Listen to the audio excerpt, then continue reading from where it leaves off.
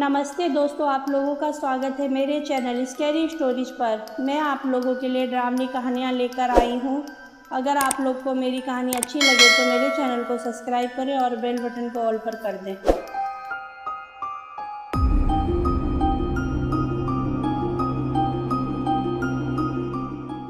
दोस्तों, आज की कहानी 4 फ्रेंड्स की है। सीमा की अभी नई नई नौकरी लगी थी।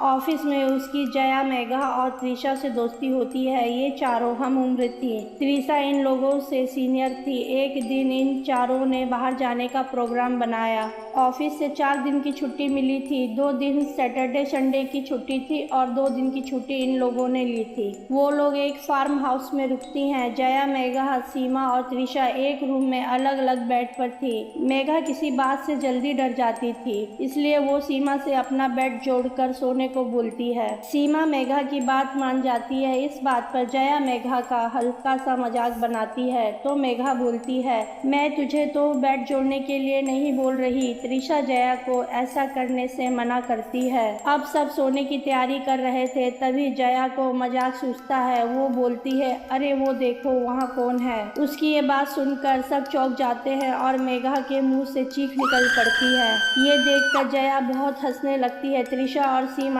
समझ जाती हैं कि जया मजाक कर रही है, पर मेघा उसे बोलती है, अब अगर तूने मजाक किया तो मैं यहाँ से चली जाऊंगी। जया बोलती है, अच्छा बाबा, अब मैं ऐसा नहीं करूंगी। उस कमरे में एक खिड़की थी, उस खिड़की को मेघा बंद कर देती है। फिर सब सोते हैं। अभी सब की आँख ही लगी थी कि रूम की खिड़की अचानक से खुल जाती है। खिड़की खुलने की आवाज से मेघा और सीमा की आँख खुल जाती है। मेघा को लगता है कि ये हरकत फिर से जया ने की है। मेघा सीमा से बोलती है, देख सीमा, जया बार बार मुझे डरा रही है और देख कैसे आंख बंद करके सोने का नाटक कर रही है। सीमा मेघा को बोलती है, अच्छा तू परेशान मत हो, मैं खिड़की बंद करती हूँ। फिर सीमा खिड़की बंद करती है और मेघा से बोलती है, अब तू सो जा और इधर उधर ध्यान मत दे। सीमा जया को भी बोलती है, जया तू भी अब मेघा को परेशान मत कर। पर जया तो सोई हुई थी। अब सब सो जाते हैं, तभी खिड़की पर कोई जोरों से थपथपाता है। वो थपथपाहट की आवाज बहुत तेज थी, जिसके कारण सबकी नींद खुल जाती है। सब उठकर बैठ जाते हैं और किसी को कुछ समझ नहीं आता कि खिड़की पर कौन है और कौन खिड़की थपथपा रहा है। मेघा सीमा का हाथ पकड़ लेती है और वो डर से कांप रही थी। सीमा मेघा को समझाती है, तभी कोई दरवाजा खटखटाता है। सब बहुत घबरा जाते हैं। त्रिशा जाकर दरवाजे पर पूछती है कि कौन है, पर कोई कुछ नहीं बोलता। जया और त्रिशा दरवाजा खोलकर देखते हैं, बाहर कोई नहीं होता। फिर वो लोग दरवाजा बंद करके अंदर कमरे में आ जाते हैं। तभी फिर से कोई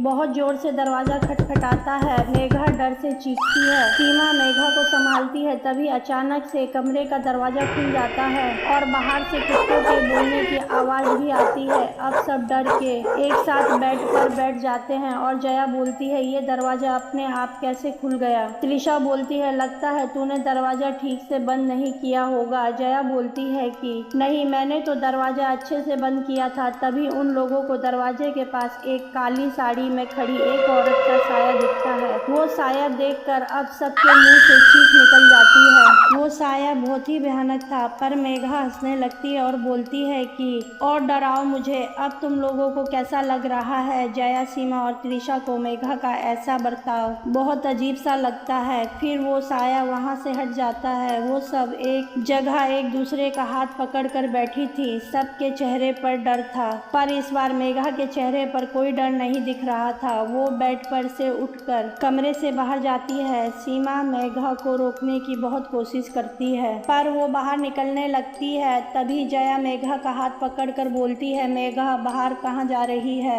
मेघा जया को लाल लाल आंखें करके घूरती है तो जया मेघा का हाथ छोड़कर पीछे हट जाती है और मेघा कमरे से बाहर निकल जाती है। तभी बाहर से कुछ बड़बड़ाने की आवाजें आती हैं। वो आवाजें बहुत ही भयानक लग रही थी। इसी बीच बाथरूम में अचानक से पानी गिरने की आवाज आने लगी। सब सोचने लगे कि बाथरूम में तो कोई भी नहीं है। वो लोग मेघा को लेकर बहुत परेशान थे और किसी की भी बाहर जाने की हिम्मत नहीं थी। तभी बाहर से मेघा के चिल्लाने की आवाज आती है। त्रिशा, जया, सीमा एक साथ बाहर भागकर जाते हैं तो मेघा उन्हें जमीन पर गिरी मिलती है और वो काला साया मेघा के पास खड़ा होता है। उसका चेहरा बहुत ही भयानक और उसकी आंखें बड़ी बड़ी लाल लाल थी। उसके बाल उसके पैर तक थे और बाल खुले थे। तीनों की हालत उस साई को देखकर बहुत खराब हो जाती है। वो एक डायन थी जो कि वहाँ उन लोगों के साथ ही आ गई थी। तभी त्रिशा हनुमान चालीसा का पाठ करने लगती है और सुबह भी होने वाली थी। वो डायन बहुत क्रोध में थी।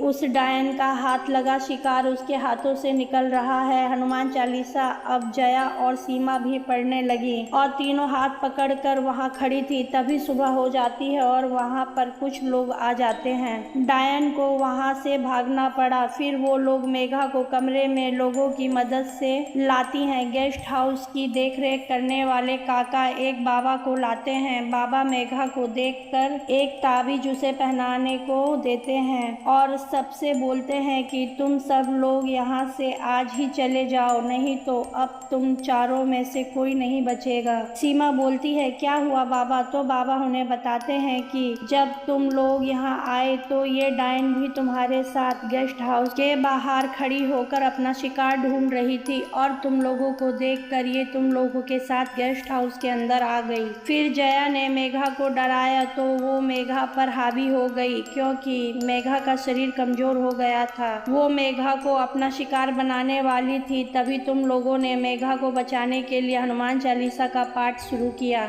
वो अब तुम लोगों की भी दुश्मन बन चुकी है और मौके के तलाश में बैठी है। दिन हो या रात, उसे जब भी मौका मिलेगा तो वो तुम लोग पर भी हमला कर देगी। सब बाबा से पूछते हैं बाबा अब हम क्या करें? इधर मेघा को भी होश नहीं आ रहा है और हम सब यहाँ से कैसे जाएं? हमारी रक्षा करो बाबा। बाबा सबको एक ताबीज देते हैं और रक्षा धागा हाथ में बांधते हैं और गेस्ट हाउस के बाहर तक जाकर उन लोगों को छोड़कर आते हैं। वो चारों ये दिन अपनी जिंदगी में कभी नहीं भूल पाएंगे। जया मेघा के होश आने पर उससे माफी मांगती है और उसे वहाँ की सारी बात बताती है। इस हादसे के बाद से जया ने कभी भी किसी को मजाक या सीरियस होकर भी नहीं डराया। उन लोगों के सामने कभी कभी उस डायन का चेहरा याद आ जाता है तो वो लोग डर जाती हैं। वो डायन वहाँ अपना शिकार का इंतजार कर रही थी क्योंकि कल अमावस था, इसलिए वो अपनी शक्ति को बढ़ाने के लिए बलि के लिए अपना शिकार ढूंढ रही थी। उतने में ये लोग वहाँ पहुँच गए और इन लोग के साथ गेस्ट हाउस में आकर इन्हें अपना शिकार बनाना चाहा। वो तो समय पर काका बाबा को लेकर आ गए और इन लोगों की जान बच गई। दोस्तों आप लोगों को अगर मेरी कहानी अच्छी लगे तो मेरे वीडियो को लाइक और कमेंट करें और मेरे चैनल को सब्सक्राइब करें।